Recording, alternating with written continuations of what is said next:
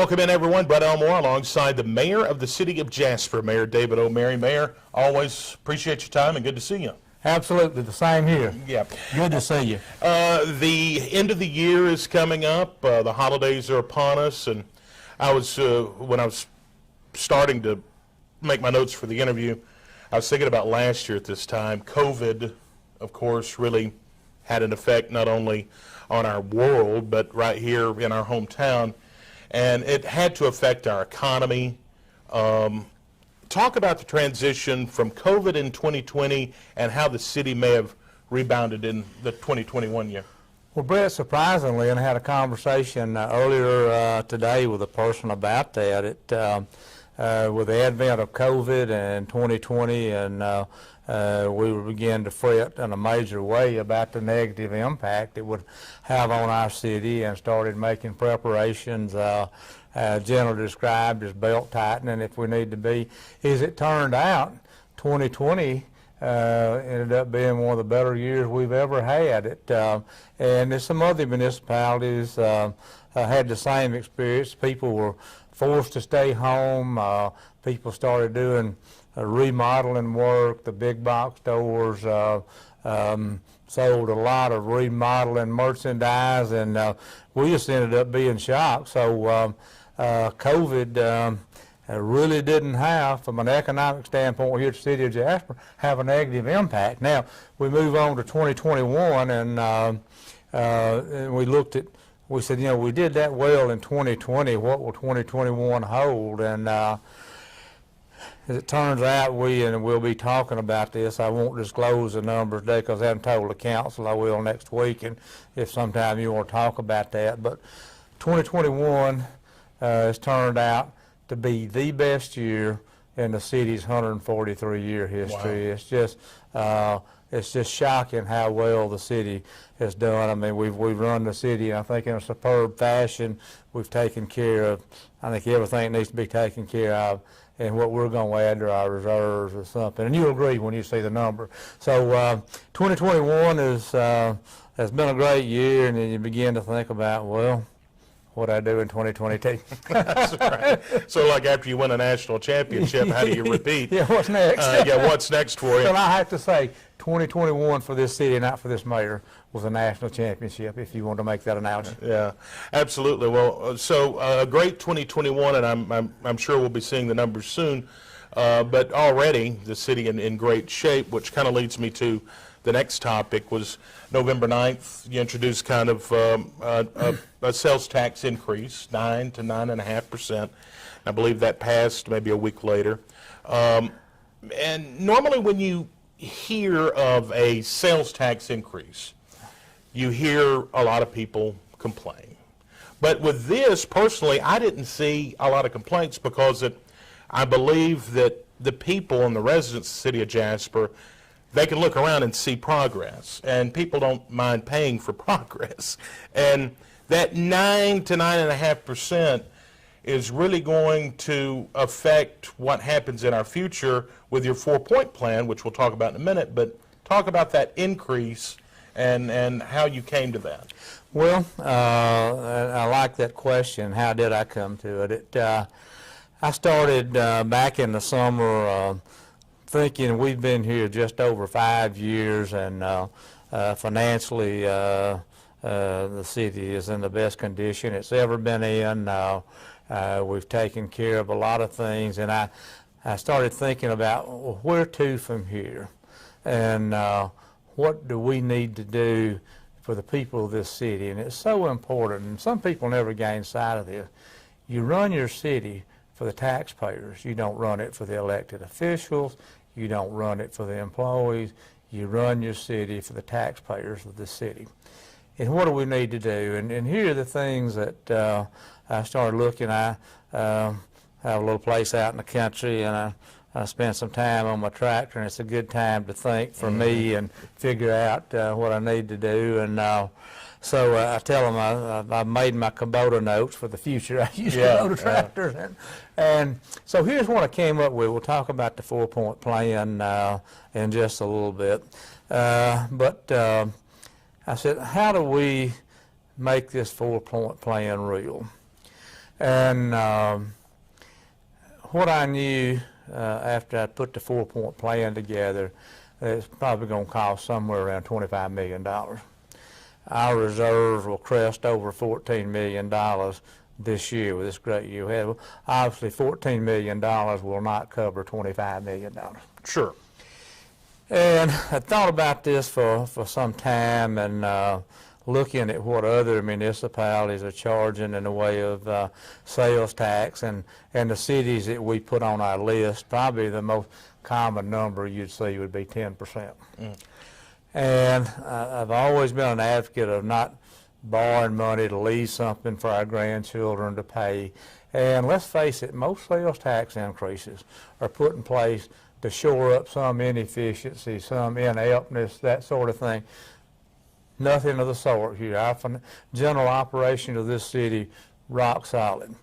But what I could see, and I've got a finance background, as well as we're doing, we could not generate cash fast enough to do the things that we need to do. And I said, I believe that the people will be receptive to the idea if we raise taxes by 0.5%, and I'm going to talk about this tax sunsets in 9 years, that we're going to do this, and we're going to put tangible value up on the table. You know, we're not going to give somebody a raise or pay off something that we've misspent for, or cover something. We're going to put tangible value on the table. And one of the things that it's been interesting, and I'm not a Facebook participant, but we keep an eye on that, and it's real interesting, some of the positions people have taken. Now, if you don't mind, I'm going to share one of them. I thought it was, this is a scam on the part of the city. Right. And here's the scam, Brett. Inflation is driving up prices. Sure. So our scam is this. We know what prices are going up, so we'll raise taxes so we can generate more taxes off of higher priced goods, and just the city will make out like a bandit. Right. Well, obviously that person's never studied any economics, or didn't study where I studied economics, and as prices go up, sales tax is a consumption tax, and as prices go up, generally consumption will taper off. But so I thought that was interesting. And then people said a tax never goes away. Well, this tax is put in place by all things in the city, by city ordinance. That's public records. You may have seen a copy of that. We can make a copy. This sales tax sunsets in 9 years when this debt's paid off. Well, that's what I was going to ask you about, because in doing my research, it said 9 years sunset, so it reverts back to what it originally was. 9%. Now, somebody said, and I can't predict what a city council will do 9 years from now, but this tax will die. They may put another one in, but they can't extend this. The ordinance, the line's drawn, it dies. And, if they want to do something else, that's serious. So that's that doesn't hold water when people tell them that.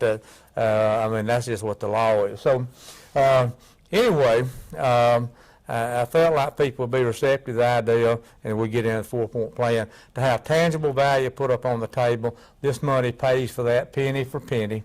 There's no slush in it. There's no, like I said, give somebody a raise, buy somebody a new car, or shore up some errors in our work, because the general operations of this city are rock solid. And we have had one person on Facebook talking about the financials, and obviously they didn't understand much about financials. So we sent a message to them and said, look, we have audited financial statements. We'll make those available to you. Come to the city, review them, and tell them where we're making mistakes in running the city, because we might learn something from you.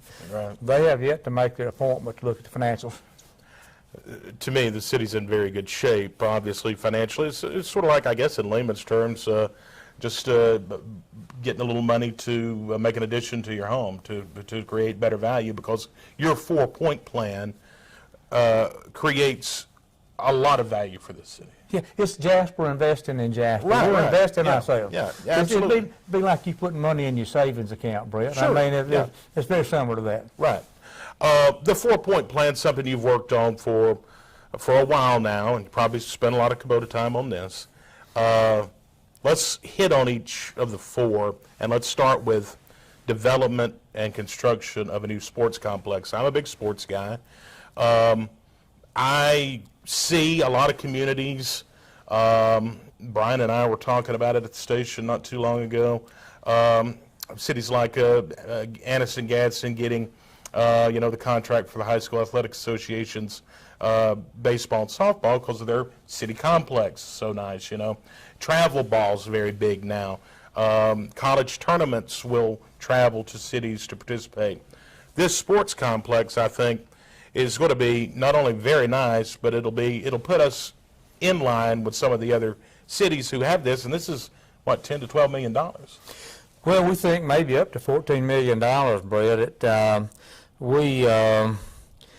We were overrun probably a year ago, and maybe as recent as 6 months ago, with people that wanted to partner with the city and travel ball and all that stuff, and that had zero appeal to me. I never have been big on partnerships. I personally rather own all the stock where I can make the call.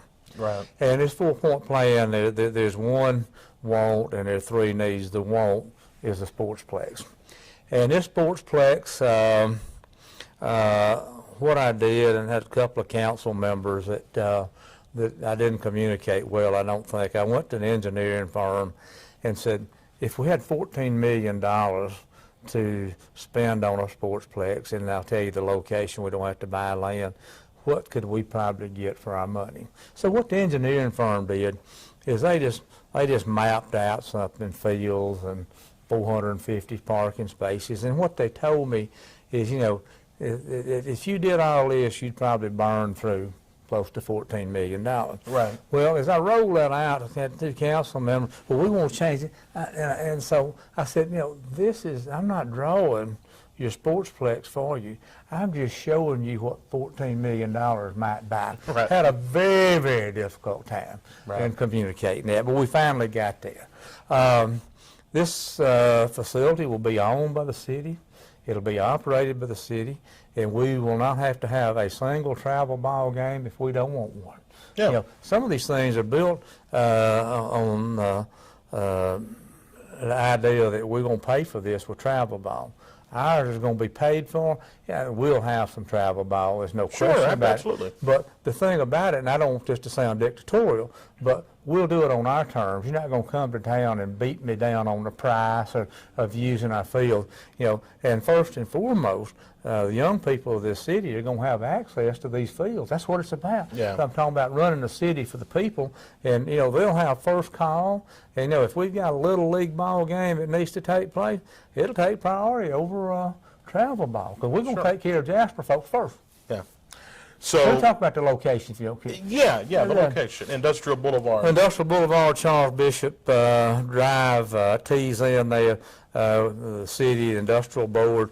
We own a pretty good block of land. It'll be right there in that intersection on the west side of Industrial Boulevard, and there'll be plenty of land for expansion. Some folks wanted to build it bigger, and I said, you can want to build it bigger, but with that comes, how do you pay for it? Nobody's come in with a substitute payment plan, so I think we're okay. So that is number one of the 4-point plan, and number two is one that I was really interested in, and I'm really happy to see, the Old Share Auditorium. Of course, been here for a long, built WPA days, and now you're looking at a new city hall there and bringing that facility back to life. Brett, I've been here most all of my life, and just a little time away, and I have heard, and it really ratcheted up when I came to office 5 years ago. I've heard we're going to get grants for Share Auditorium. I came here, and some folks in the office said we've got a $6 million grant coming to repurpose Share Auditorium. I said that's good, and so I came to office in November 2016, and I said to be here in just a few days. And so I checked back with that person in about December 2016. I said that money, it'll be here in a few days, and got out to February, and I checked on it, and I said the money hadn't come. So I decided, I know how to use a telephone. I know how to write a letter. And what I discovered, there never had been a grant. You know, I've heard all this grant stuff, but Sierra Auditorium right now is in equal or worse condition it was when I came to office 5 years ago. This plan will allow us to repurpose that facility to serve as Jasper's new city hall, and it'll serve for 50, 75 years to come. It'll be taken back to the WPA facade, and the early conceptuals we've seen is just kind of breathtaking. Our chief financial officer will work closely with the architect. I don't know what that floor plan should look like to accommodate the administrative function of the city, but she'll do that, and we'll probably spend, we think, $5 million there. What will happen to the current facility that we have here? Well, this facility will get some new life breathed into it. Our courts will be held here. Will it be held here in this area? But the court will be the number one function, and we may locate some other activities here. But it needs some upgrades, and we'll do that. But it'll continue to serve in the overall operation of the city of Jasper. And this Sierra Auditorium project kind of falls in line with the Jasper Main Street Town Creek development too that they're working on. I think that's ongoing too, right? Absolutely, and Main Street's very excited about that. There's some things being discussed upstream from that, but what orchestra partners that work with Main Street really feel like that when work begins on the new city hall, that could really light a fire for other developments downstream from Town Creek.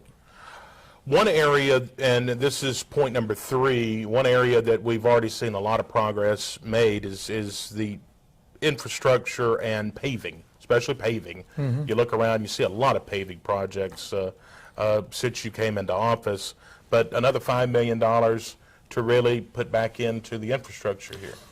How did we come to $5 million? I have to say that number is somewhat arbitrary. 3 years ago, we embarked on the largest paving project that had ever taken place in this city. And our engineering firm, I said, I want to take politics out of paving, so I don't pave my buddy's road, and that's just as real as today as Wednesday, you know that. So the engineering firm came up with a grading system, and I forget the scale, 1 to 5, I think, I don't know which, but we said we want to identify the streets in Jasper that are in the most need for paving, and use your grading system to that. And what we said is, look, we have $7 million, and they know kind of generally what paving is going to cost. So I said, when you've identified $7 million worth of road, draw a line. And we set about paving streets based on that. We didn't go to Billy's house first or Sharon's house second or whatever. The engineering firm made the call. And, you know, any criticism you get just doesn't hold up very long. And I don't mean to interrupt you, but paving's not cheap. No, it's not. And you know, you always hear someone say, well, this street needs to be paved, that street needs to be paved, but it costs money to pave, and it's more expensive than what probably you think it is. Yeah. What the engineering firm told us, Brett, is that they felt like, well, that's a little over $7 million that we spent, that we paved 75% of the streets in Jasper that needed to be paved. Right. I tell you, that needed to be paved. So, I know something about inflation, but if you move back in time, if $7 million paid 75% of what needed to be paid, simple math tells me that had you spent $9 million, you'd have done all of it. Yeah. Okay? Yeah. So I said, if we have $5 million, we have some cushion to move through and pave in the streets again that need to be paved. One of the things that's coming up, and I'm hoping there'll be some money left out of this, Industrial Parkway, that road was built by the state, no cost to the city. It was dedicated to the city, so it's our responsibility now. That's beginning to show a good bit of wear. It's high traffic, and we know that that's a couple of $1 million project, and it's on our work list for 2023 to pave that. And point four, a couple $1 million for industrial and economic recruitment. Of course, that's a big thing, especially with the facilities there at Industrial Boulevard. And a lot of growth in the area. We've seen a lot of growth, but you're still constantly recruiting. And talk about that and how it kind of goes into the Jasper Industrial and Development Board, and maybe even talk about the new leader there, Mike Ferdinand. Well, topographically, Walker County in total and Jasper is ugly. Yeah. And preparing Walker County land for industrial sites is extremely expensive, probably $20,000 an acre. Right now we have one 50-acre prepared site, and it's really probably 40 acres without having to branch off and kind of do a dog leg to get on the other 10 acres. And my granddaddy, the farmer, said you can't sail from an empty wagon. The city plugs in, and it's a little over $500,000 into the Jasper Industrial Development Board. We're the only folks, the city of Jasper, that's got any money in the game, and we've been doing that a long time. And I led the charge. I've taken some arrows in the back, but I've been met with a lot of accolades as well for revamping how we go about industrial recruitment. And I always thought, you know, if we're going to put over $500,000 into something, city government ought to have a say-so in how you go about it. Sure. Yeah. And so we needed a validation of that, and we reached out to Coleman, and they looked at what they're doing. They said, you don't have it right. Major corporation, one of the largest corporations in Alabama, had a study prepared by a group of professionals. Pro bono, didn't cost us a penny, so it's not public property. I said, you ain't got it right. You need your own industrial recruiter working for you, where you can articulate your thoughts and whatever.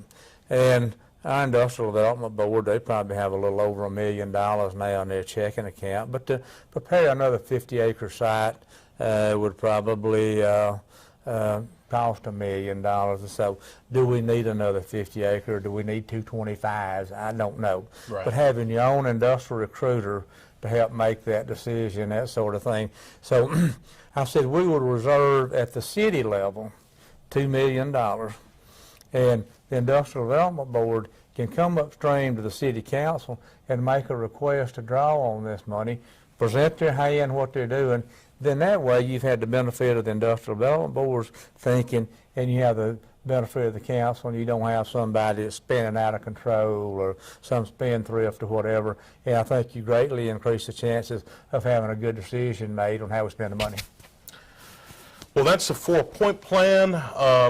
Where do you, a year from now, 2022, where do you think, or where do you see us as a city? What is your vision for 2022? Well, let me tell you that your question's timely, and I will have a leadership meeting right here in this room, probably the second week in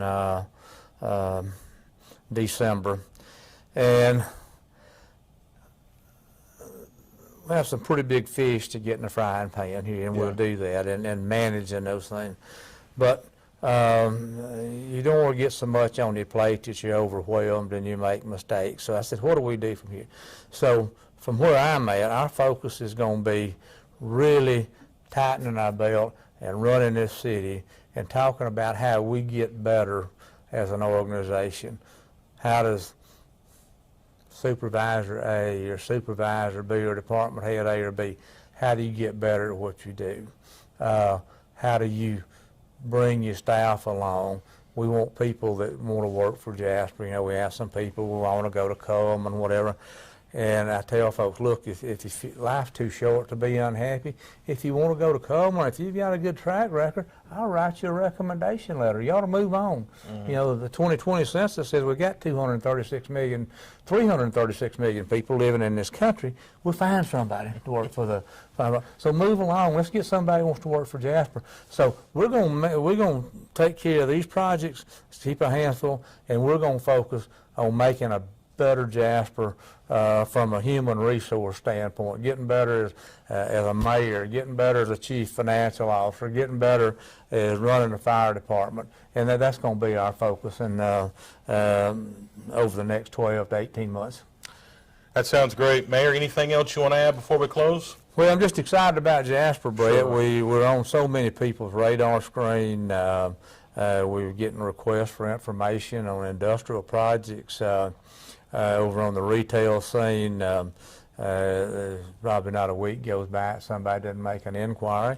But, you know, an inquiry is not worth anything until it materializes. But I know this, if you have enough people look, you'll win. And Sure. you know, if you have enough industrial prospect, you'll win. And I'm proud of our team. We're working hard, but you never, i.e. Alabama football, you never get so good that you can't improve. Is that right? That's absolutely right, and I like that. I like that mentality for sure. Right. Well, once again, thanks again for your time, as always, and we look forward to a prosperous 2022. Right. Yeah. And sometime if we want to talk, like I said, we'll probably roll out the numbers to the council next Tuesday or whatever, but be happy to share that with you. And anytime you want to talk about the city, that's one of my favorite subjects. We'll do it. All right, thank you. Mayor David O'Mary here on WJLX.